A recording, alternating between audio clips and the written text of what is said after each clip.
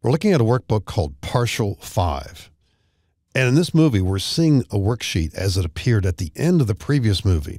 In the previous movie, we created a macro that sorted the data that earlier had been copied into columns D through I on the right. Now, in building the macros for this particular project, we've created two separate macros.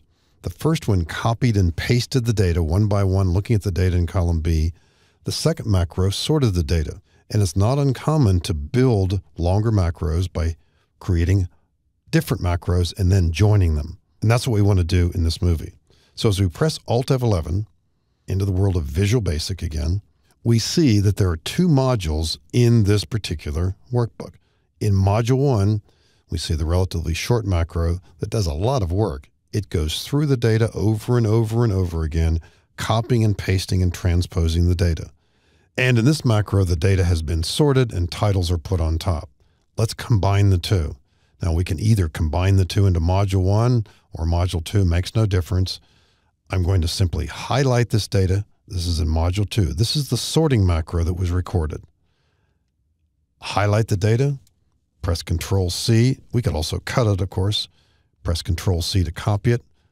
Go to Module 1. Remember, you must double click the modules to get to the code. I'm going to click after N sub right here, press Enter, and now Control V, or certainly from the menu, of course, edit paste either way.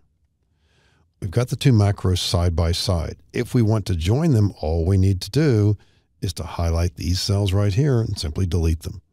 The macros are now joined. It's a convention perhaps to leave an empty row, but that's not really required either. So, are we ready to test this macro? Now, we could go back and go through the same steps we did in an earlier movie where we showed how we might step through this manually, but let's actually run it. Now, if you're nervous about this, and sometimes you might be, not a bad idea. Let's jump back into Excel, Alt F11 here, and before actually removing the data and testing this, why don't we make a copy of Colorado List? This is the worksheet we've been working with here. Hold down the Control key, drag the Sheet tab to the right. We're using the left mouse button as we do this. We're holding down the Control key, drag Colorado List rightward, let go of the mouse. We've got our copy. That's our backup, so to speak. So let's work with Colorado List here. And if we want to test the macro, of course, here, we want to get rid of the data here. Highlight all this, right-click and delete, or simply press delete. It's going to work just fine. So let's run the macro. We don't necessarily need to see the code as we're doing this. We have a keystroke shortcut. You might have forgotten it. As I press Alt F11, we see that it's there, Control-Shift-T.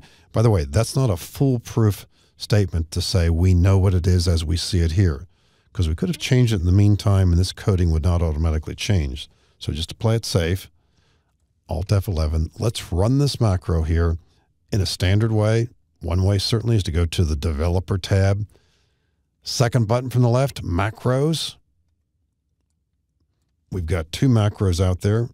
Macro 7, ultimately, we can get rid of. I haven't done it yet. Here's the macro, the combined macro that does what we want. Let's just click Run and watch the screen. Now, sometimes you won't see all the activity occurring. You'll see this circle here, and we're done. Didn't take very long. It looks good. Of course, we'd want to check it out. Maybe a test record here. Here's Maria Alvarez. Her data is there. She's also in the list there up in row 5, off to the right. There's her name. There's the company she works for. We see that in both cases. We see the address. That's probably good enough. We'll check out a few more maybe. But there it is. So the macro works. We've combined the two. Not uncommon to see macros built in stages and then combined. Now, there are other techniques for doing this, and we'll see this in subsequent movies too. And going back to the original impetus behind this list, keep in mind too, that if you were looking at this data, your approach as to how you might create the macro here could be different.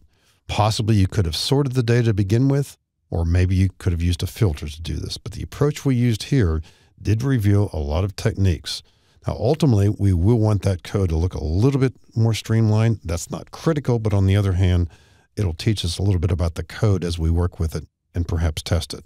And we'll be doing that in the next movie.